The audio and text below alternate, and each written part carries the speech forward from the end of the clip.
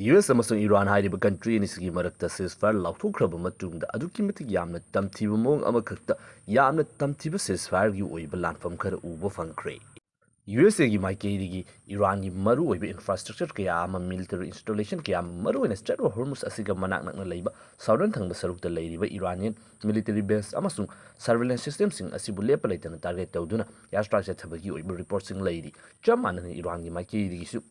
Gulf nations sing asida leiriba US ki military base maruina Bahrain amasung Kuwait na sing mafam sing asida target tawduna US military base sing asibu attack chathabagi oiba report sing leiri adubu laana US amasung Iran soknaraga aduki matik yamna chawbu mangjaba khwaidagi yamna chawbu cheteng fangba country singi manungda India hairiba country asesu oiri lanfum asi hek hawrukbadagi ngasi fawbugi oiba journey asida US na amuk Iran na amuk nakal ani makki maikeidagi yaibidi India di kopagi film da lakadawre another video update amada amukana tarab nokchari hauzik leiriba US amasung Iran gi oiba lanfamna maram oiduna West Asia gi oina lakpa yamna chawba crisis asina maram oiduna lakliba cheitheng amasung lanfam asi gi oina nawna saksilakliba maiki ajugi oiba anova update sing yengbinasi Ihananbada nakal ni maki oina US amasung Iran gi oina chatarakliba khongthang sing amasung sangsiliba negotiation bu oigira lanfam asi gi oigira masi gi oiba update ta hairagana US President Donald Trump ki maiki digi bu atuba mathamda lan noshilagani peace deal puraglagani hek haiba taragadi nakal animaki marakta athuba matamda achauba attack sing chathanaragani haiba chap manana thoklari maramdi US President Donald Trump ki maiki digi bu peace hek puraglagani athuba matamda santi hanjilagani hek hai khibaga US na natragana Iran nakal animaki marakta akanba attack sing chathaba asi hauji fawda hanjin dum lakpana pattern ama oirere masiga chap manana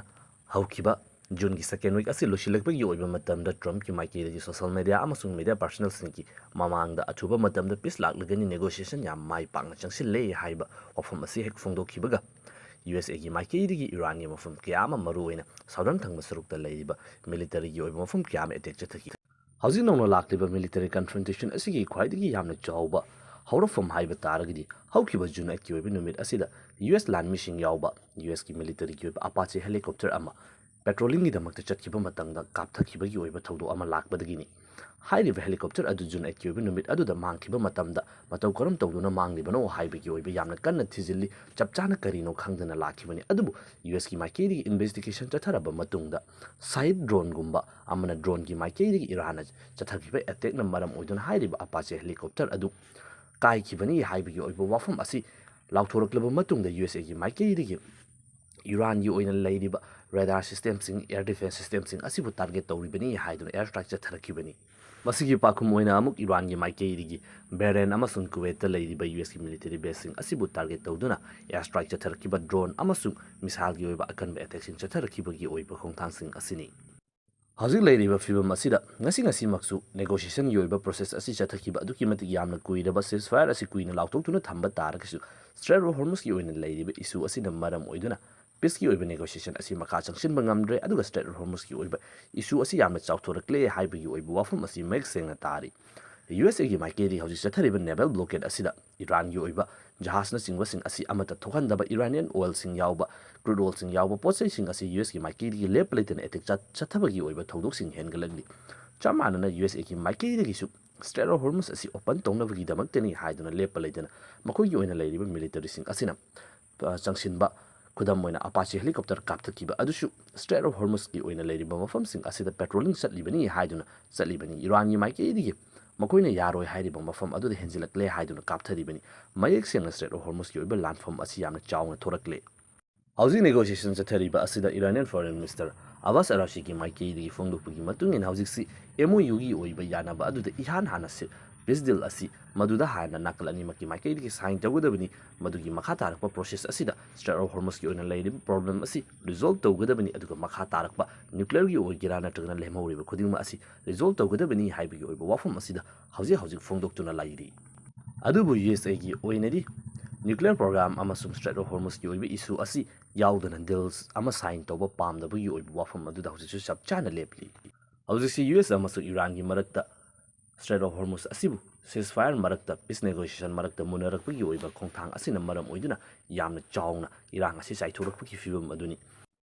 USA gi maikeri hauzik chathariba naval blockade asi matam khara komthokluraba matung asida hauzik yamna kana changsilakpagi oiba mamising leiri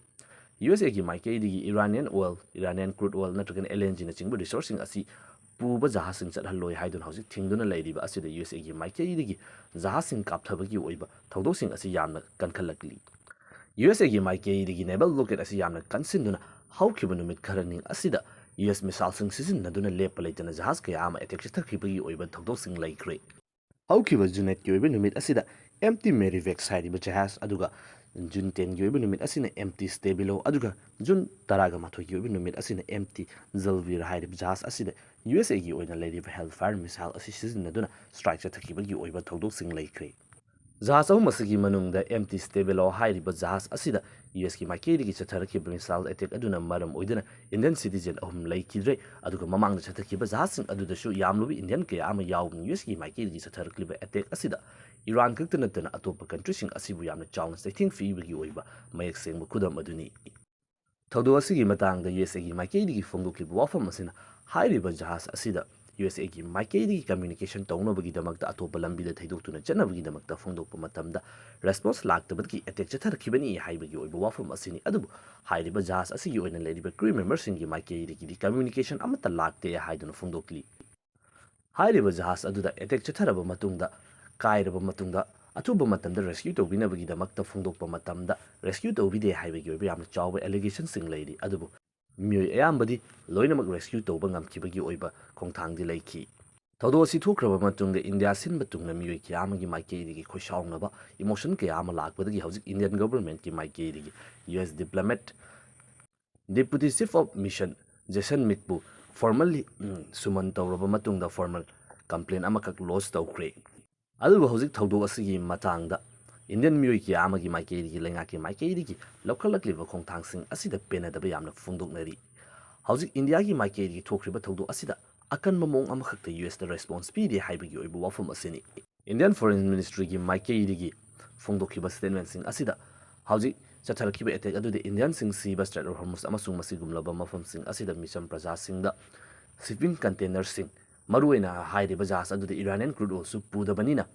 ꯃꯗꯨꯗ attack ꯆꯠꯊꯔꯛꯄ ꯑꯁꯤ ꯆꯨꯝꯗꯦ ꯍꯥꯏꯕ ꯋꯥꯐꯝꯁꯤꯡ ꯃꯤꯆꯝ ꯄ꯭ꯔꯖꯥꯁꯤꯡꯒꯤ ꯑꯣꯏꯕ ꯁꯦꯐꯇꯤꯒꯤ ꯑꯣꯏꯕ ꯋꯥꯐꯝꯁꯤꯡ ꯑꯁꯤꯗ ꯃꯦꯟ ꯑꯣꯏꯅ ꯐꯣꯀꯁ ꯇꯧꯗꯨꯅ ꯑꯔꯥꯟꯕ ꯊꯕꯛꯅꯤ ꯍꯥꯏꯗꯨꯅ USꯇ ꯐꯣꯡꯗꯣꯛꯄꯒꯤ ꯑꯣꯏꯕ ꯃꯃꯤ ꯑꯁꯤꯅꯤ꯫ ꯃꯦꯟ ꯑꯣꯏꯅ ꯀꯔꯤꯒꯨꯝꯕ कायख्रिबा जहाज अदुदा US सिटीजन याउदुना मदु सीबु ओइरंबा तारगदि US प्रेसिडेंट डोनाल्ड ट्रम्प की माइकेइगी मिकुप कानादना करी करम मोंग फोंदोरकनी अतोप्पा कंट्री सिंगी ओइरंबा तारगदि मखोई हेड ऑफ द स्टेट की माइकेइगी वाफम के आमता फोंदोकलकनी अदुबु इंडिया की ओइना लैरिबा नोंसालुसिंगबा अदुना वाफम अमता फोंदोक्तना करीमता हाइबा ngamjade हाइबगी ओइबा पेनादबा कयाम उबु फंगली इंडिया की माइकेइगी हौजिक US की मथक्ता फॉर्मल ओइबा मोंग अमखक्ता कंप्लेन तौरिबा असे USA ना थोइदोकना लुमना लौदबगी ओइबा ममी मेक सेंगना उबु फंगली हौजिक लैरिबा फिबम असिदा US ओइना इंडिया दा ओइना थ्रेट तौरपगी ओइबा यामना चाव क्लियर ओइबा मेसेज अमखक उरी मदुदि हौकिबा क्वाटकी ओइबा मिफमदा यानखिबा रेयर अर्थ मिनरल की ओइबा डील अदुबु हौजिक इंडिया की माइकेइगी कंप्लेन तौरकलिंगै की ओइबा मतम असिदा सोशल मीडिया की खुथांगदा USA ना इंडिया अमसुंग USA की ओइना लैरिबा रेयर अर्थ मिनरल की ओइबा डील साइन तौरे हाइबा वाफमसिंग असि पुथोक्तुना करिगुम्बा थोक्रिबा थौदो अदुदा इंडिया की माइकेइगी US की मथक्ता अकन खोंथांसिंग लौखलकपा तारगदि लैरिबा ट्रेड रेयर अर्थ की ओइबा ट्रेड एग्रीमेंट अदुबु थुगाइगनी हाइबगी ओइबा मोंग अमखक्ता वार्निंग ओइना तौसिलकपगी ममीसिंग लैरि मता असिदा हौजिक इरान अमसुंग USA की ओइबा लानफम असिना इंडिया हाइरिबा कंट्री असिदा फंगलिबा चिथिंग असि अदुकी मतिक यामना चावखलकली इंडिया हाइरिबा कंट्री असि मिलिटरीली मपांगन कंखलकलिबा इकोनॉमिकली मपांगन कंखलकलिबा ग्लोबल सुपर पावर अमा ओइना राइज तौरकलिबनी हाइदुना लैजरिबा विश्वगुरु ओइरगनी हाइना लैजरिबा कंट्री अमखकनी लानफम असि हेक हौबगा USA की माइकेइगी इंडिया दा लाकलंबा इरान की ओइबा नेवी जहाज अमा इंडिया की ओइना लैरिबा इंडियन की एक्सक्लूसिव इकोनॉमिक जोन की यामना नगनबा मफम अमदा इंडियन ओशन मक्तदा अतमदना अटैक चतदुना इंडिया असिबु मालेम असिगी मियाम मांगदा योनखिबगी ओइबा थौदोकसिंग लैख्रे मथंगदा इकुइ कुइट्रिङैगी ओइबा मतमदा इंडिया की ओइबा जहाज अमा इरान की माइकेइगी अटैक चतरखिबा हाजी अली की ओइबा थौदोक असुसु लैख्रे मसिगी मखा तारकबा असिना USA की माइकेइगी ओइबा